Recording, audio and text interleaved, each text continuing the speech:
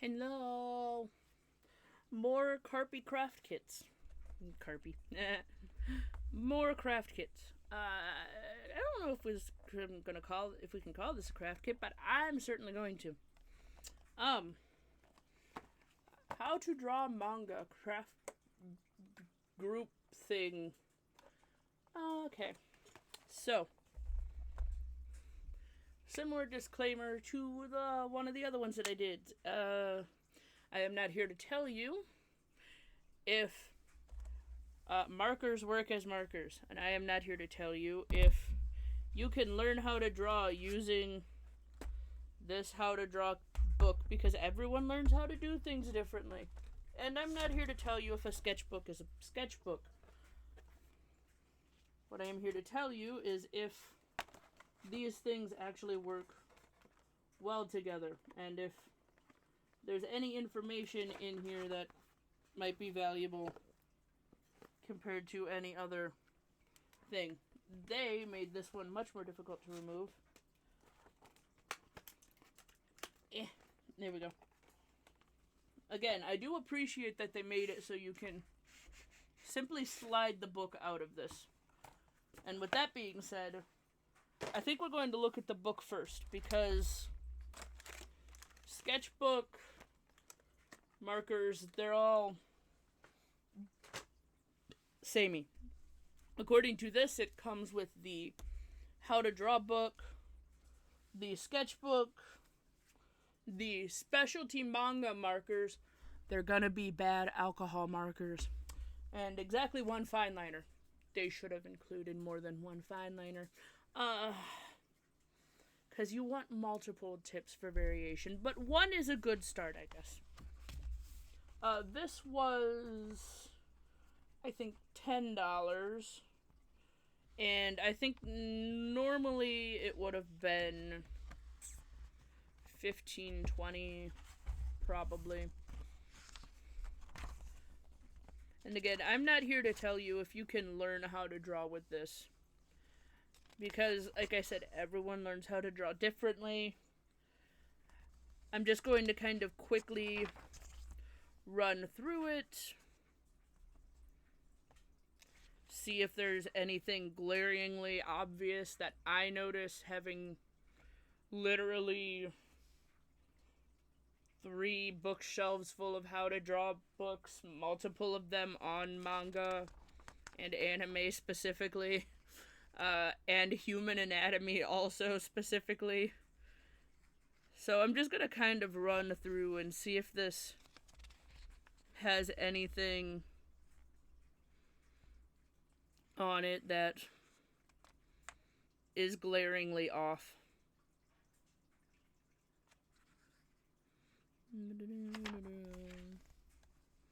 Ear shapes. Positioning the ear looks good. I would consider that a pouty lip, not a sad lip. Let's go ahead and... I would consider that more of a pout than a sad, but okay.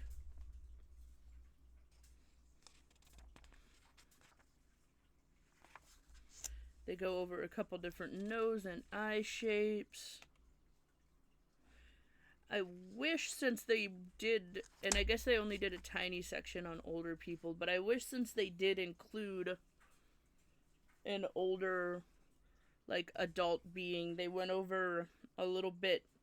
I feel like most books don't bother including anything on elderly people, which I feel like is a shame, because I feel like each book should have at least, like, a page on older people, specifically showing you, like, hey, as you age, this is the locations in which your skin is more prone to sagging. This is where you need to put wrinkles. Depending on how cartoony you're going, this is going to be where you want to, how many you want to add, how more realistic you want to put it. Stuff like that. That's not a problem with this book specifically. That is a problem with basically every art, how to draw people book at least that I've come across, is there's not very many people that bother including anything on elderly people and how to draw elderly people slightly more correctly.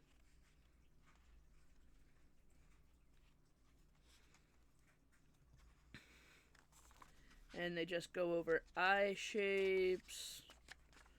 There's actually a lot of stuff on. Oh, you went with the Ghibli tears. I see.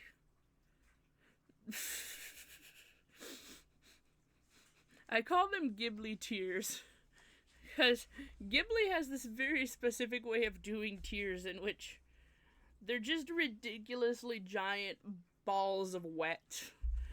And just. And, you know, you can do tears more subtly. But I guess it's probably good to learn how to do them ridiculously exaggerated first, and then you figure out subtlety. Facial expressions.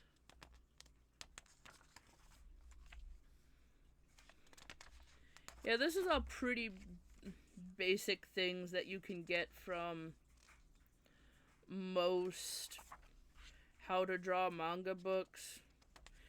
I am kind of glad that they didn't do the really basic. Oh, we just got to it.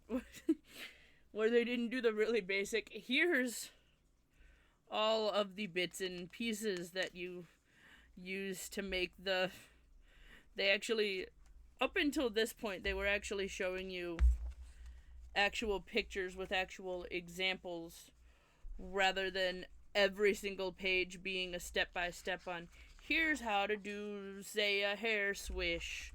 Here's how to do this. Here, they actually included, no, here's words and information to inform you on how to do it so you can figure it out a little bit better yourself, rather than here is just the only way to do it, which I find is how a lot of, especially weirdly, manga books tend to treat people. Where it's like, this is how this must be done. Picture, picture, picture, picture, picture of the step-by-step thing instead of explaining a little bit differently how to do them. So that's actually kind of appreciated. It's looking more like this book is... It makes more sense, honestly, that it would be aiming itself towards... like mid-teens.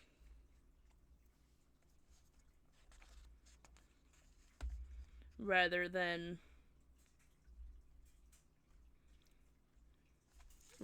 like adults or people who I guess have been doing this for a little bit. Oh hey, they actually included a section on composition. Most books don't bother doing that. Sneaky. You can tell he's sneaky because he's wearing a full bodysuit. With no detail on it whatsoever. Some of the generic things that they do for things are kind of funny. That makes sense. Common manga outfits. I guess that makes sense. It's a little bit of basic things. The sweat drop, the victory sign, the forehead veins, the falling over, like an entire little book on like special poses. That's kind of neat. Excuse me. Oh hey, they even managed to add a page about shading and color, which most people don't bother.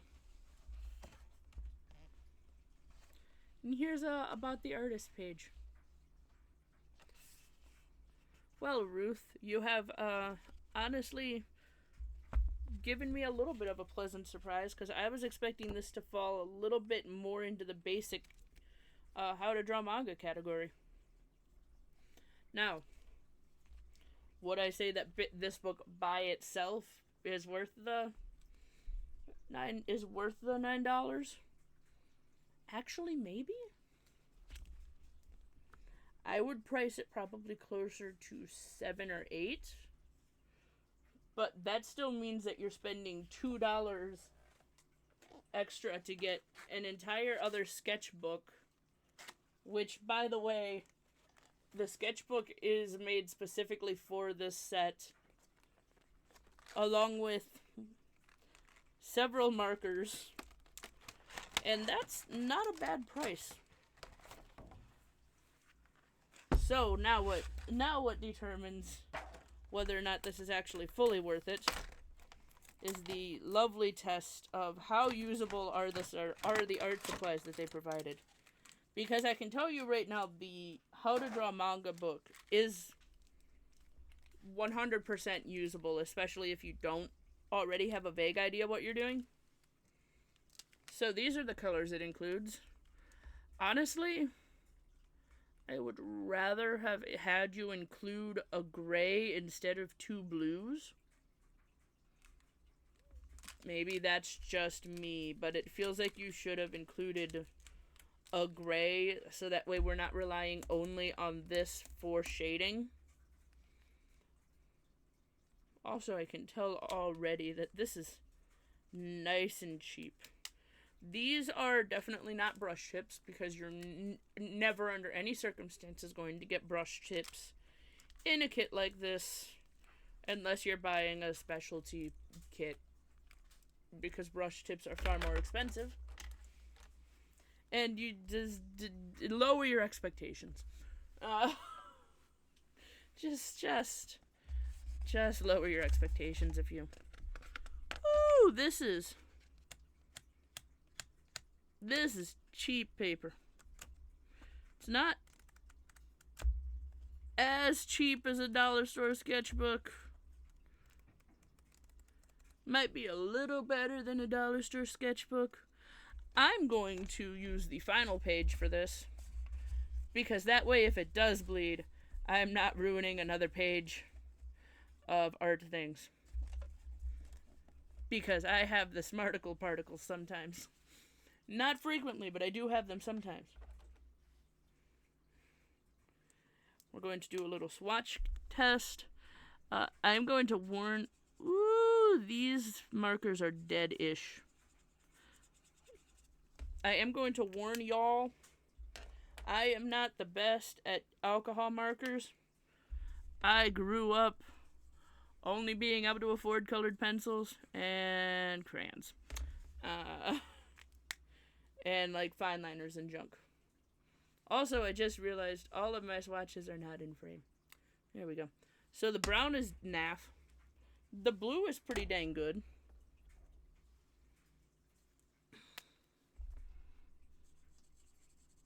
Is it just going to be the blue that's a problem? Also, this red is far more orange on paper.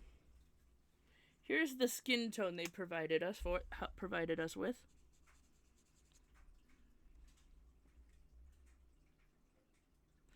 That works really well if you want really yellow people. Also, these are not matching their... Let's test the broad. Okay, that one is the closest one so far to matching its lid. For comparison's sake. Boom. Boom. On camera, this matches its lid far more than it does in person. And this is a way darker blue. That blue is almost a black blue. And this blue is very gray. Alright. It looks like the only one that we got that was a dud is the brown.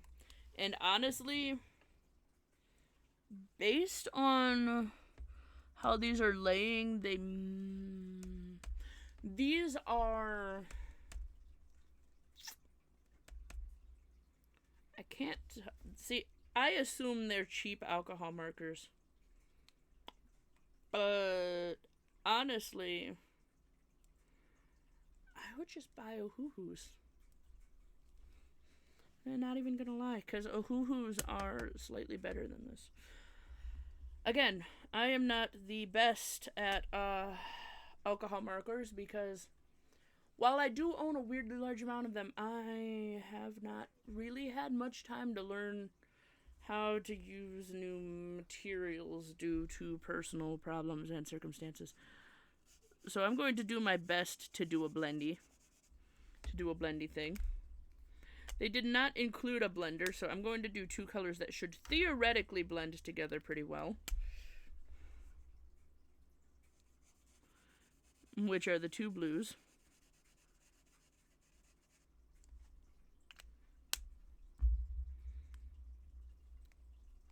But it looks like, even just from this, they're not going to want to do that. Oh, actually.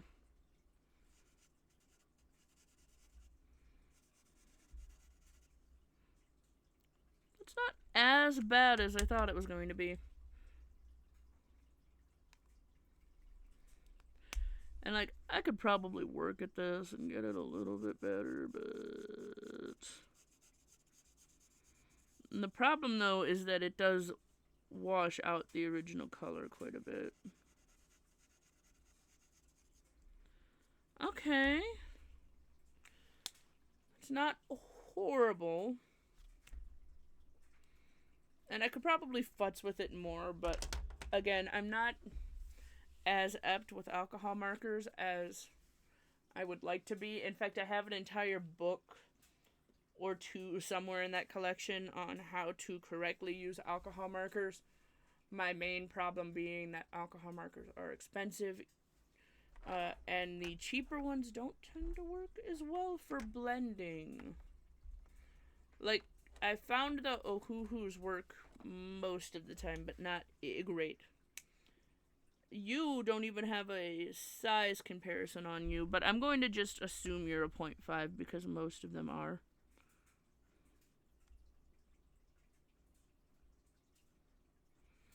Okay. Fine liner is also naff. Yeah.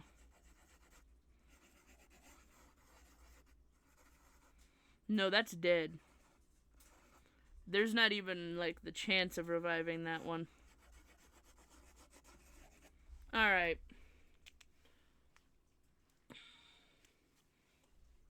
I'm just gonna throw that directly into the garbage. This is 100%, though, not marker-safe paper. Because you can see every single color on the other side. And you can see how badly it bled through.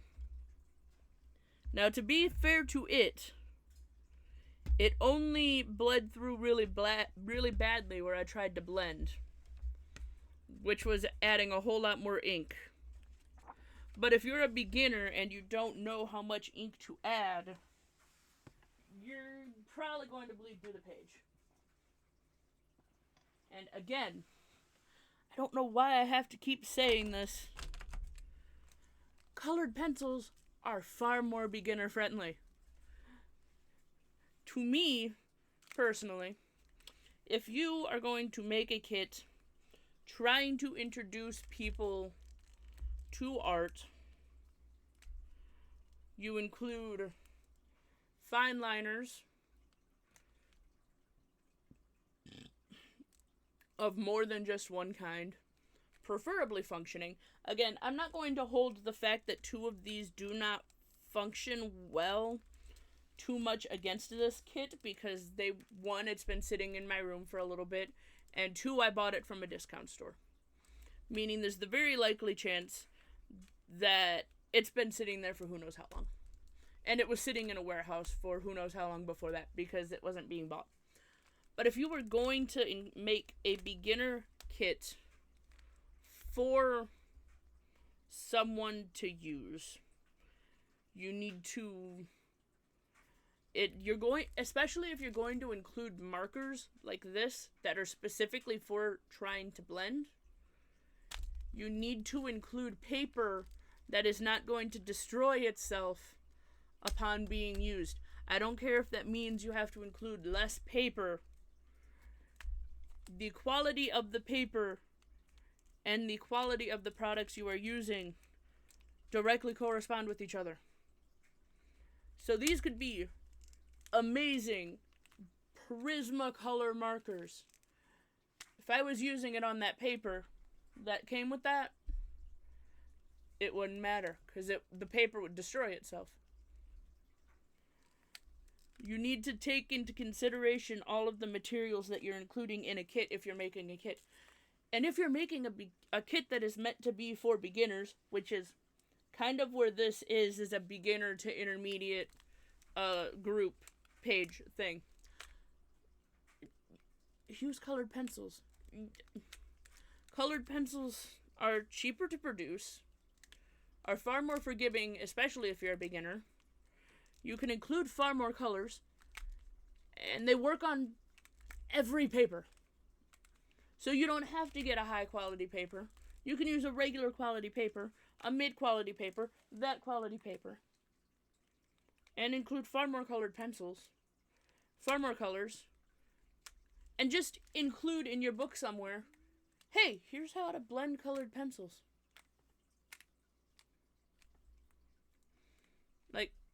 Like you can include blending sticks to make it seem a little bit more higher quality. Include blending sticks, include your sharpener, include your various erasers of various types.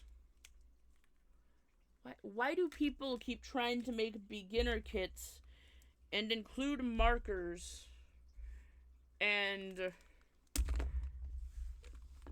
they don't even include that many colors of marker, first of all, because you can only include so many if it's a kit.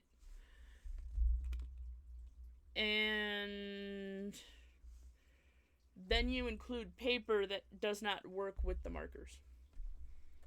I don't understand why companies keep making that very obvious mistake. Especially when they get at least people who seem to be competent artists to make the book that they're including with the kit. You would think having a competent artist would give you a person that you can be like, hey, are these products going to work with each other? That's what I would do. That's what I would do personally if I was making one of these kits, is I would be like, hey, you're the artist that wrote the book that we're including with this kit. Here are the things that we're including with this kit. Do these things work together? No. What do we need to change? You already have a consultant, is what I'm saying. Use them. Is it worth the $9 that I paid for it? Absolutely. Is this kit worth the probably $15, $20 that it was before it went to Ollie's? Certainly not. And that's mostly due to the quality of the products themselves and not the book that comes with it. And that's the sad part. If you sold the book that comes with it separate from these, and you sold the book that came with it for $7 would be a reasonable price for that book. And I would pay for just that book. And not include the rest of this. The problem is that they're expecting the rest of this to make up for the last, even if it was only 15, they're still making you pay that much extra for all of these. And that's no. So if you find this at Ollie's for $10, absolutely go for it. Grab it expeditiously. But realize that you're mostly buying it because the book that comes with it is actually useful. And the markers are average, cheap alcohol marker quality. Yeah. That's what it comes down to. Anyway, that's all. That's it. Toodaloo.